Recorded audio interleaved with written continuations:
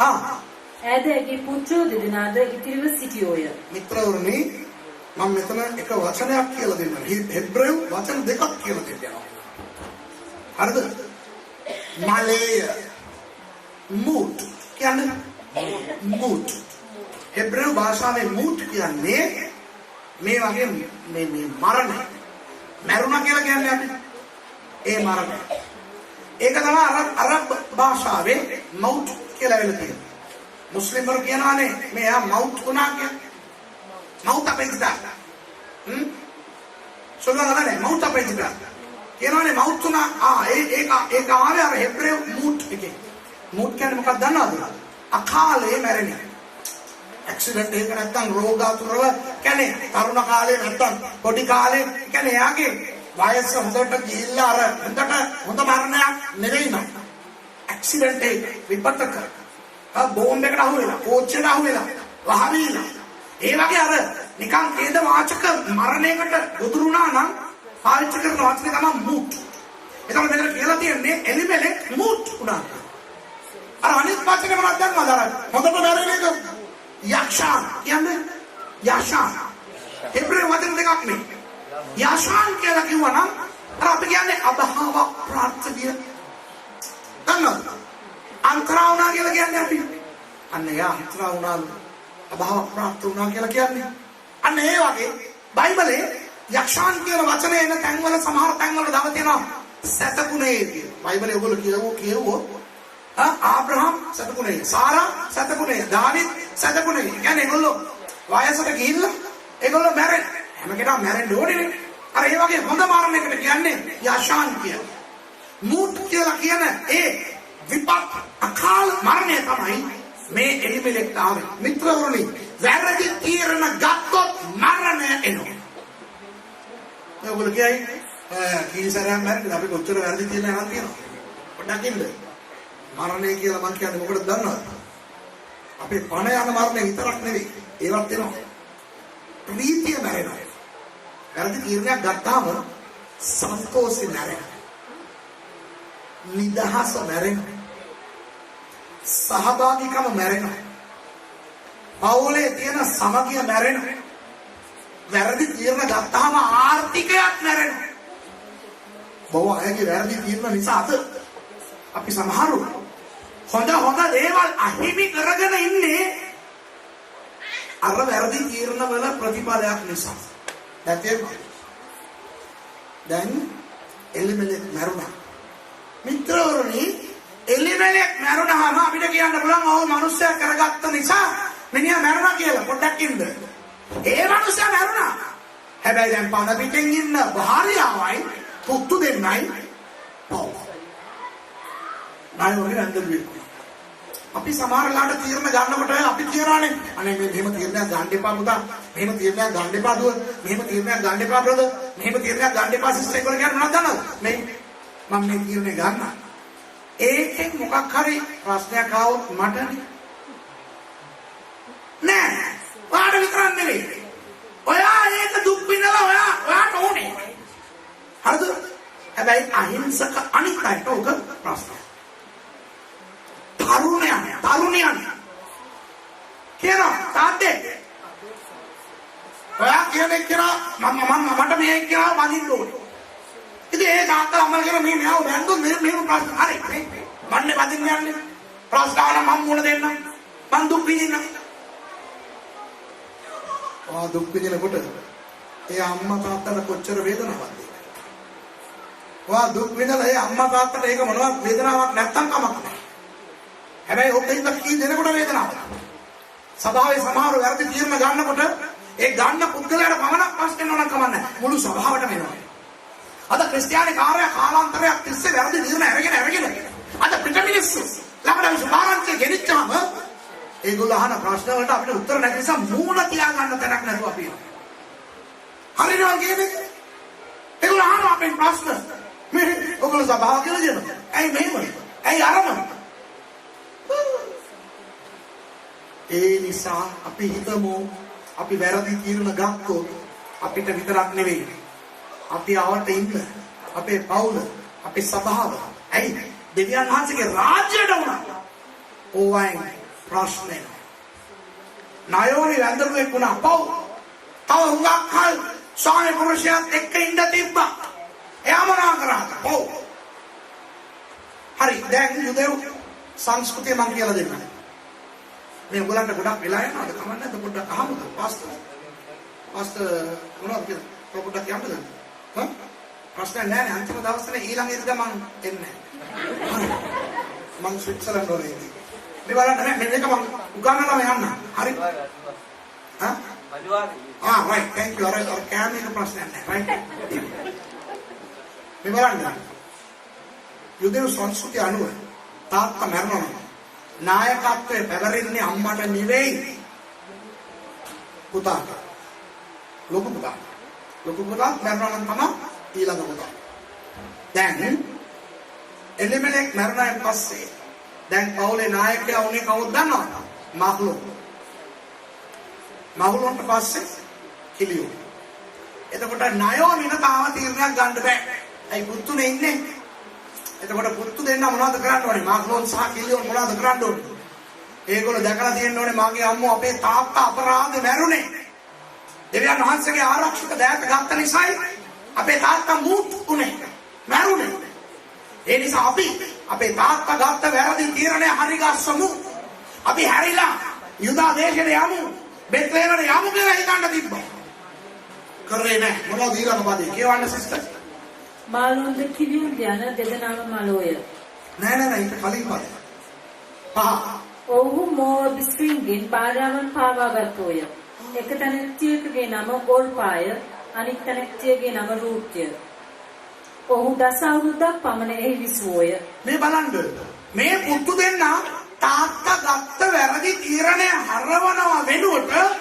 මේ අය තවත් භයානක තීරණයක් ගන්නවා මොනවාද මොව්වරුන්ගෙන් බහර්යාවන් ගන්නවා ඒ රටට ගියේකම වැරදි ඒකට තමයි තාත්තට වැදුනේ ෂොට් එක දැන් පුතු දෙන්න ඊට වඩා ජරා පාපයක් කරනවා මොනවද කරන්නේ ශාප දෙකක් ගිය ඇතුළට ගියේ එක ශාපයක් කවුද ඕර්පා අනිත් ශාපේ කවුද රූත් මොහොත් කාන්තාව ඒ අයව විවාහ වෙනවා ඊට පස්සේ කියලා දෙනවා මේ වගේ වැඩ කරන්න එපා කියලා නමුත් දෙවියන් වහන්සේගේ අනුකම්පාව පරණ කිවිසුමේ තියනවා කියලා තවත් මම ඔප්පු කරන්නද අවුරුදු 10ක් ටයිම් දුන්නා දෙවියන් වහන්සේ අවුරුදු 10ක් කාලේ දෙනවා බැඳපු ගමන්ම මේ මාග්ලෝන් කෙලියොන්ව මැරුවේ නෑ දෙවියන් වහන්සේ අවුරුදු 10ක් කාලය දුන්නා ඒ අවුරුදු 10 තුල ඒ දෙපාරෝ යුවල් දෙකටම දරුවෝ දුන්නේ නෑ දෙවියෝ දන්නවා ඒගොල්ලෝ දරුවෝ නැත්තම් ඒගොල්ලෝ දන්නවා ඒක සාපයක් හරිද එතකොට අවුරුදු 10ක් තිස්සේ මාග්ලෝන් රූත් කෙලියොන් ඕර්පා මේ යුවල් දෙකටම දරුවෝ දුන්නේ නෑ එතකොටවත් ඒ දෙන්න හිතන්න තිබ්බනේ අඩේ අපේ තාත්තා මැරෙනවා විතර නෙවෙයි අපිට දරුවෝ දෙන්න නම් දෙන්නේ නැත්තේ අපි කරපු දේ වැරදි කියලා පසුතැවිලි වෙලා ඉස්සරහට යන්න තිබ්බ නේද ගියේ නෑ මිත්‍රවරුනි වැරදි තීරණයක් ගත්තා ඒක හරි ගස්සන්න නැත්තම් තව වැරදි තීරණ වලට අපි වැටෙනවා එක වැරදි තීරණයක් අපි හරි ගස්සගත්තේ නැත්තම් තව වැරදි තීරණ වලට අපි වැටෙනවා දෙවියන් වහන්සේ මොනවද කරේ මේ දෙන්නපත් පහර දුන්නා කියවන්න ඊළඟ පදේ මාග්ලෝන් සහ කිලියොන් දෙන්න මාලොන් කිලියුන් යන දෙදෙනාම මලෝය මුත් දෙන්න මලෝය කියවන්නකෝ මෙසේ ඒ ස්ත්‍රී ඇගේ දරුවන් දෙදෙනාද ඇගේ පුරුෂයාද නැතුව තනි වූවාය දැක්කද පවුනේ නායෝමි දැන් ඇඳපුවෙක් වුණා විතරක් නෙවෙයි අවුරුදු 10කට කලින් දැන් අනාථයක් බවට කවුරුත් නැතිනවා මිත්‍රවරුනි නායෝමි මෙතන පවු ඇයගේ කිසිම වැරද්දක් නැහැ යුදෙව් සංස්කෘතිය අනුව ඇයගේ කාලේ ඇය උපන්දා පටන් විවාහ වෙනකන් තාත්තගේ තීරණ වලට යටහත් වෙන්න උනා විවාහ වුණ මොහොත පටන් ස්වාමි පුරුෂයා මැරෙන තෙක් ස්වාමි පුරුෂයාගේ තීරණ වලට යටහත් වෙන්න උනා ස්වාමි පුරුෂයා කාලේ මැරුණ නිසා දැන් පුතු දෙන්නගේ තීරණ වලට යටහත් වෙන්න උනා ඒ නිසා අනුන්ගේ වැරදි තීරණ නිසා වැන්දගුවෙක් වෙලා අනාථියක් වෙලා පිට රටක ඛණ්ඩ නැතුව ඉන්න තැනක් නැතුව මේ වගේ කේද වාචක තත්ත්වයට මේ ණයෝමිලා අද මෙතන කී දෙනෙකුට ණයෝමිලා වගේ ඉන්නේ මම දන්නවා අපි hina වෙනවා අපි එළියේ hina වෙනවා මිනිස්සු එක හොඳට ඉන්නවා. බොහෝ දෙනෙක් මෙතන නයෝමිලා වගේ හිතින් අඬා ඉන්නවා. ඇයි දන්නවද?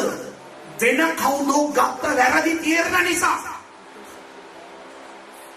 අම්මා ගත්ත වැරදි තීරණ, තාත්තා ගත්ත වැරදි තීරණ, සීයා ආච්චි ගත්ත වැරදි තීරණ, ස්වාමි පුරුෂයා ගත්ත වැරදි තීරණ, භාර්යාව ගත්ත වැරදි තීරණ, දරුවන් දැරියන් ගත්ත වැරදි තීරණ, පාස්ටර් ගත්ත වැරදි තීරණ, සභාවේ අධිකාරීවන්තින් ගත්ත වැරදි තීරණ, සභාවේ වැඩිමහල්ලන් ගත්ත වැරදි තීරණ, රටේ නායකයන් ගත්ත වැරදි තීරණ, පවුලේ වෙනත් අය ගත්ත වැරදි තීරණ, රැකියා කරන ස්ථානයේ ඉන්න සමහරු ගත්ත වැරදි තීරණ, පිට අයගේ වැරදි තීරණ නිසා අහිංසක බොහෝ අය අද නයෝමිලා වගේ දුක් විඳ වේදනා විඳ සිතින් අඬ ඉන්නවා. ඔබ ඒ වගේ පුද්ගලෙක් වෙන්න ඇත. මොනවද කරන්නේ? ඔව්. හැබැයි මම ඔයගලන්ට අද සුබ ආරංචියක් දෙන්නම්. නයෝමිගේ දෙවියන් වහන්සේ ඔබගේ දෙවියන් වහන්සේ. නයෝමිගේ දෙවියන් වහන්සේ ඔබගේ දෙවියන් වහන්සේ. නයෝමි ජීවිතේ මුල් වරට තීරණයක් ගන්න පුළුවන් තත්ත්වයට පැමිණියා. ඒ අවස්ථාවේ ඇය බැන කියන්නේ මේක අහගන්න හොඳට. අනේ මගේ මිනිහා කරපු වැරද්ද නිසා කියලා කියන්නේ. අනේ මගේ ගොල්ලෝ දෙන්න කරපු වැරද්ද නිසා මේක වුණා කියලා කියන්නේ. ඇය තීරණ ගන්න පුළුවන් තත්ත්වයට ආපු විගසම ඇය තීරණයක් ගත්තා. ඇය ගත්ත තීරණය මොකක්ද දන්නවද? මගේ අය ගත්ත වැරදි තීරණ මම හරවනවා. ආමෙන් කියන්නේ. ඒවන්නේ ළඟ පද. එවිට මෝව ප්‍රතින් හැරියන පිණිස ඈ තමාගේ යෙහෙළියන් සමග නැගිටුනාය. Wow! Praise the Lord! මේ රටෙන් මම යනවා. මං ආවේ කැමැත්තෙන් නෙවෙයි. මම මේගොල්ලෝ ගෙනාවා. ගෙනාපුවා ඉවරයි. දැන් මට තීරණය ගන්න බලා මම ගන්න පළවෙනි තීරණය. මම යනවා නැවත. විතරෝනේ මේක භයානක තීරණයක්. ඇයි දන්නවද? හිතලා බලන්න කොච්චර අපහාසයක්ද කොච්චර අවනම්බුවක්ද ඇය ආපහු බෙත්ලෙහෙම් වලට ගියොත්. එහෙන් ආයේ කොහොමද? රජනක් වගේ නේ. ඒ පවුලේ යනකොට කොහොමද ගියේ? සල්ලිකාරයෝ අපිට පුළුවන් අපි හයිෆයි මිනිස්සු කියලාගෙන ගියේ. දැන් ආපහු බෙත්ලෙහෙම් වලට නෑ යනකොට කොහොමද යන්නේ? වැන්දඹුවෙක් හැටියට. අනාථයක් හැටියට. ඉංගාන්නියක් හැටියට යන්නේ. මම එහෙම ඒ ස්ථානයේ ඉඳලා තිබ්බනම් ඒ තත්ත්වේ මම තීරණයක් ගන්නවා මොහොතේ යන්න. හැබැයි දෙත්වෙන් කොට යන්නේ. ඔය ඉස්කෝලේ වල වෙන මාව දන්නේ නැති පළාතකට ගිහින් වෙන නමක් දීලා මං ඉන්නවා. මගේ නම සුරේෂ් මං රමේෂ් කියලාගෙන ඉන්නේ. හරිද? මේ අද බොහෝ අය ඒගොල්ලන්ගේ වැරදි තීරණ හරවන්න බැරි වෙන්නේ ඇයි දන්නවද? අපහාස නින්දාවක් ඒක ලැජ්ජාවක් කියලා. නයෝමි හිතන්න තිබ්බ මට ලැජ්ජාවක් නේ මම ආපහු ගියොත් මිනිස්සු මොනවා කියද ඇත්තට කිව්වා. මිනිස්සු කිව්වා මම යනකොට කිව්වා මේ නයෝමි නේ කියලා. නයෝමි කියන්නේ මිහිරි. මිහිරි කියන තේරුම තමයි නයෝමි නම. නයෝමි කියන්නේ මට මිහිරි කියන්නේ මට නයෝමි කියන්නේ මට මාහා කියලා කියන්නේ. මාහා කියන්නේ කිත්ත. හරිද? අද ගොඩක් වැරදි තීරණ හරවන්න පුළුවන්. මොනවද කරන්න ඕනේ? ස්වාමි පුරුෂයා ගිහලා භාර්යාවට සොරි කියවන වැඩ ඉවරයි. අර සොරි කියන්නේ නැහැ දන්නවද? අම්මකට සොරි කියන්නේ. මේ ගෑණිට මම මොකටද කියලා සොරි කියන්නේ. ඒ නිසාම අද ගොඩාක් පවුල් වල ප්‍රශ්න. භාර්යාව ස්වාමි පුරුෂයාට ගිහලා සොරි කියවනම් කතන්දරේ ඉවරයි. එයා මොනවද කියන්නේ? මම නෙවෙයි පටන් ගන්නවා. මං කෑ ගැහුවා තමයි. ඔන්න දෙයක් කිව්වා තමයි. ඒක තාත්තේ මාව ගෙනල්ලා හරි. එයා සොරි කිව්වොත් මාත් සොරි කියන්නේ. ඇයි නෝන්ඩි වෙන්නේ නැහැ. අද ගොඩක් අයට නෝන්ඩි වෙන්න බැරි නිසා හේන ගන්නවා. ස්වාමි පුරුෂයා භාර්යාව සොරි කියන්න පුරුදු වෙන්න. සබාවක අපි කාර්ය තුමාල කරා. සොරි කියමු. ඇයි අපි නයෝමි වගේ හිතන්නේ නැත්තේ මම එකක් කියන්නේ. අවනම්බුව නොතකා ඒ කාන්තාව තීරණය ගත්තා යන්න යනසයට ආශිර්වාද කරනවා. දැන් තනියම නෙවෙයිනේ යන්න වෙන්නේ මේ දෙන්නෙක් ඉන්නවනේ ඕල්පයි රුතු ඉන්නවනේ. ඉතින් අයෝමි බලන්න මේක කියවන්න ඕනේ පස්සේ අපි කියවලා බලමු. හරිද? ඔයගොල්ලෝ කියවන්න රුත් පළවෙනි පරිච්ඡේදය කියන වෙලාව ගිහින් සම කියන්න. මේ බලන්න. අයෝමි ඉතින් ගන්න කියනවා මේ දුවරුනේ. අනේ ඔයගොල්ලන්ගේ මේ මැරිච්ච මේ ස්වාමි පුරුෂයෝ නිසා ඔයගොල්ලෝ මාත් එක්ක ඉන්නවා.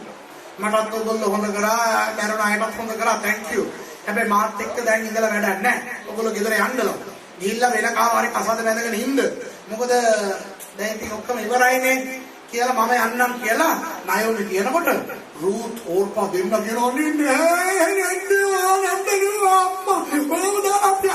දා තුන් දෙනා අඬ මමවා. මොහා බන්දේ ඉඳගෙන අඬනවා ගෑනු තුන් දෙනා. කොහොම තේද ගෑනන්ට අඬන්න කියලා දෙන්න ඕනේ. හරිද? ඕ ගාලා අඬනවා. දැන් නායෝමි උන්ට අධ්‍යක්ෂින් කියන කාන්තාවක් නේ වෙනකොට.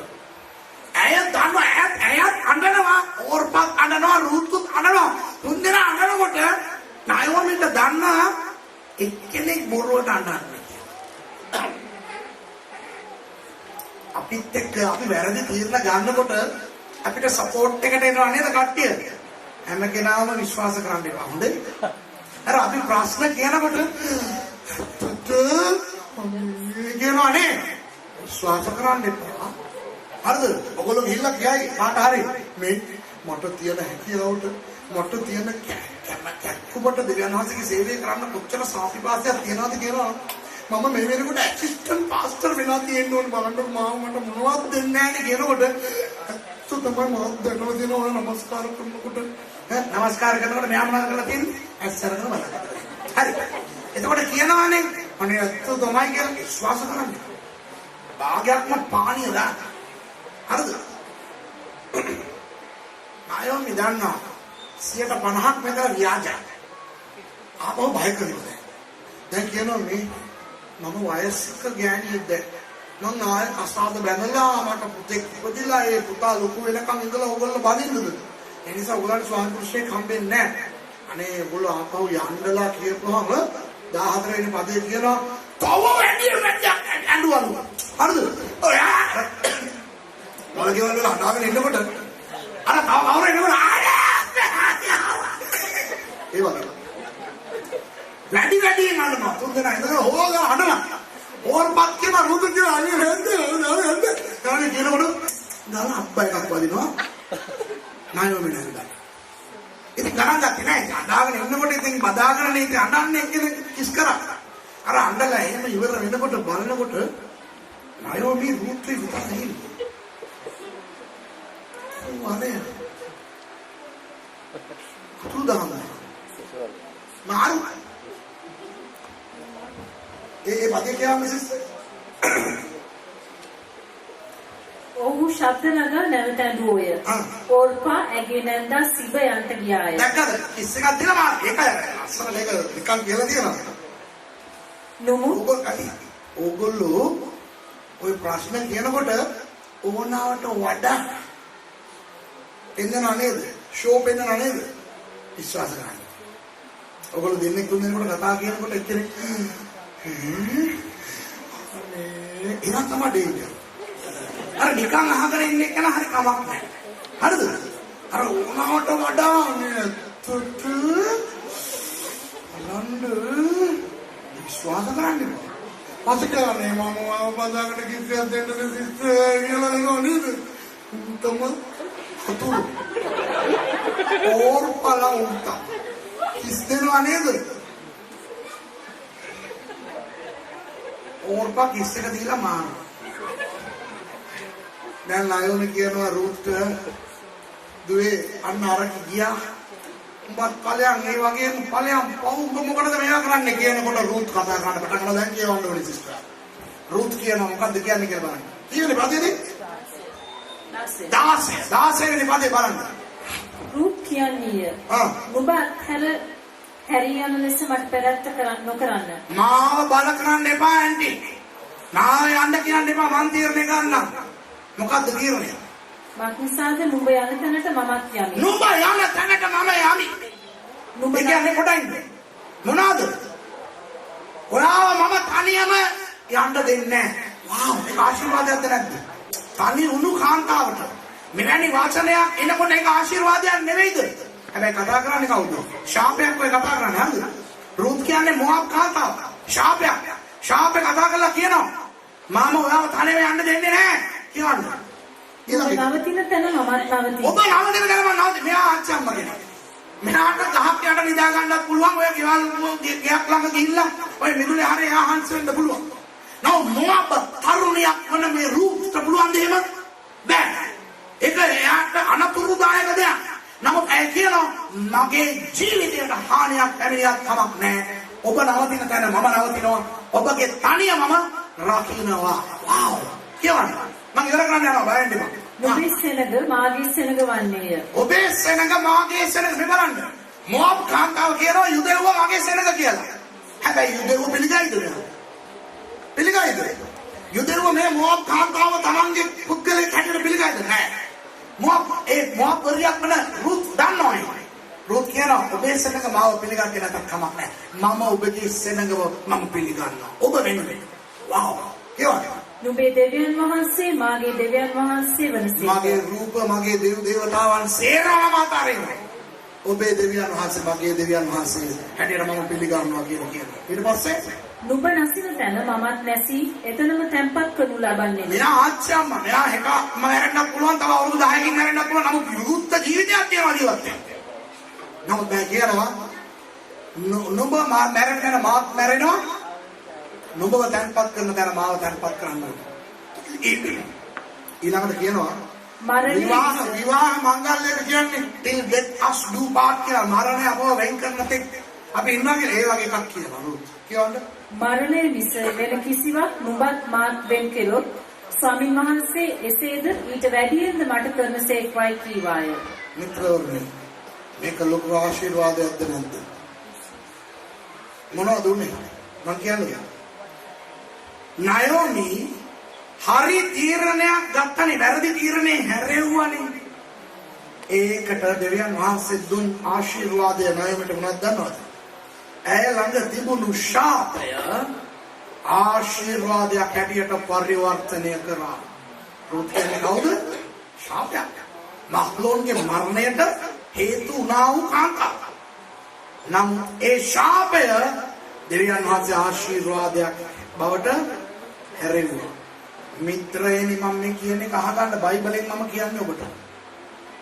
වැරදි තීරණ අපි හැරෙව්වොත් අපි ගත්ත එහෙම නැත්නම් තවත් කවුරුහරි ගත්ත වැරදි තීරණ අපි හැරෙව්වොත් අපි හරි තීරණ ගත්තොත් අලුත් ආශිර්වාද අපිට ලැබෙන්න ඕනේ නැහැ.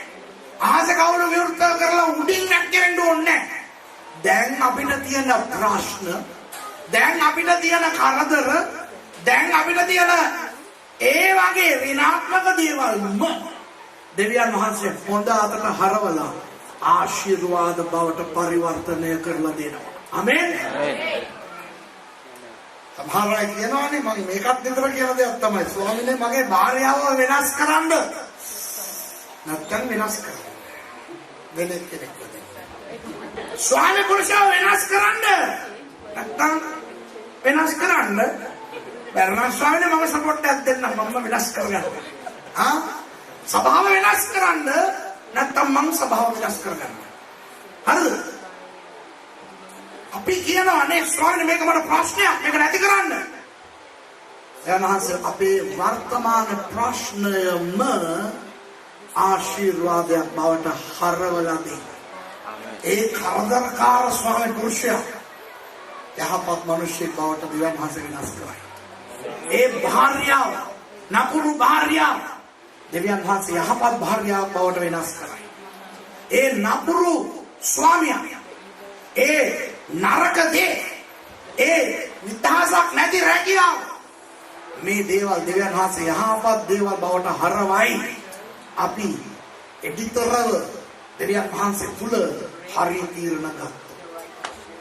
රුත් කියන ශාපය ආශිර්වාදයක් බවට දෙවියන් වහන්සේ හරවලා නයෝමිට දුන්නා.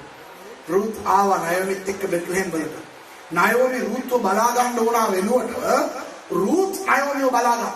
රුත් අය මේ හැමතැනටම ගිහිල්ලා කෑම ආහාර හොයාගෙන නයෝමිට ගෙනලා දුන්නා. රුත් තමයි ඉස්සෙල්ලාම බෝවාස්වත් හම්බුනේ. ඇවිල්ලා නැන්දා මට කිව්වා. ඊට පස්සේ නැන්දම්මා ඒගොල්ලන්ගේ විවාහය කතා කරලා දුන්නා.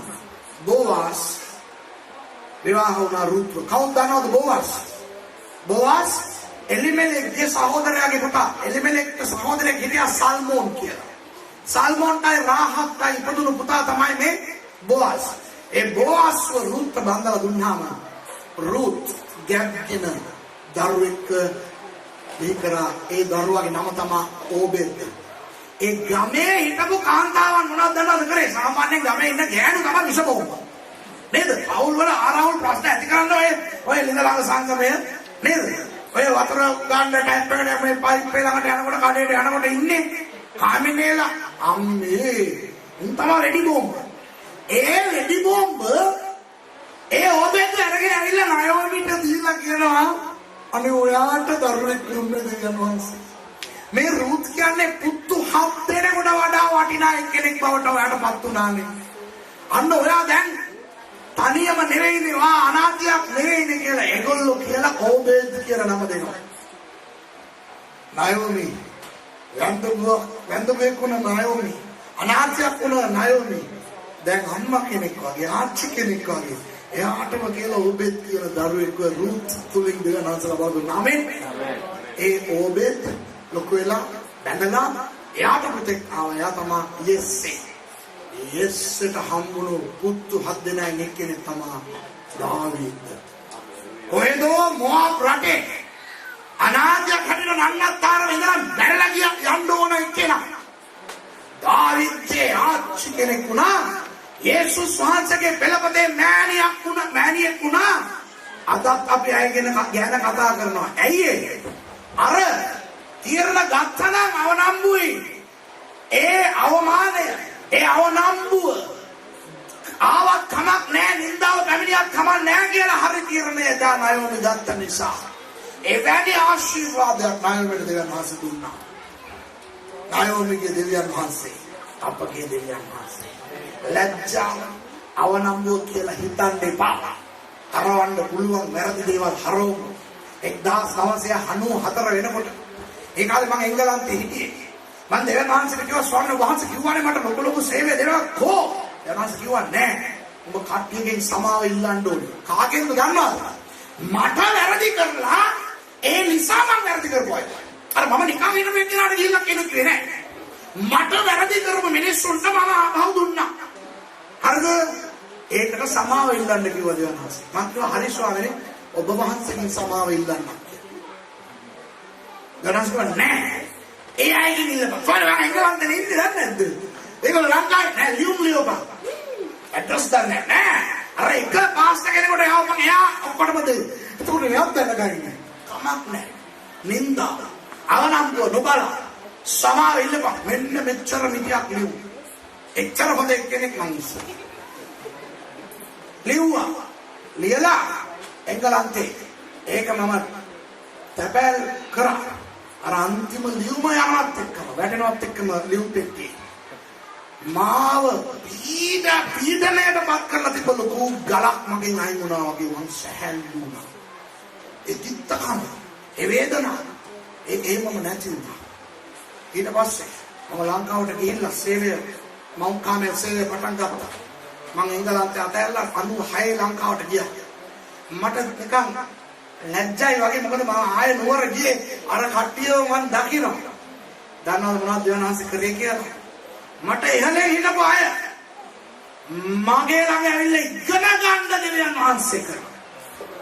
මම උදානන පන්තියට ඇවිල්ලා මගේ ළඟ ඇවිල්ලා excuse me sir, excuse me pastor කියලා කියන්න තරම් දෙවියන් වහන්සේ මාව උසස් කරා.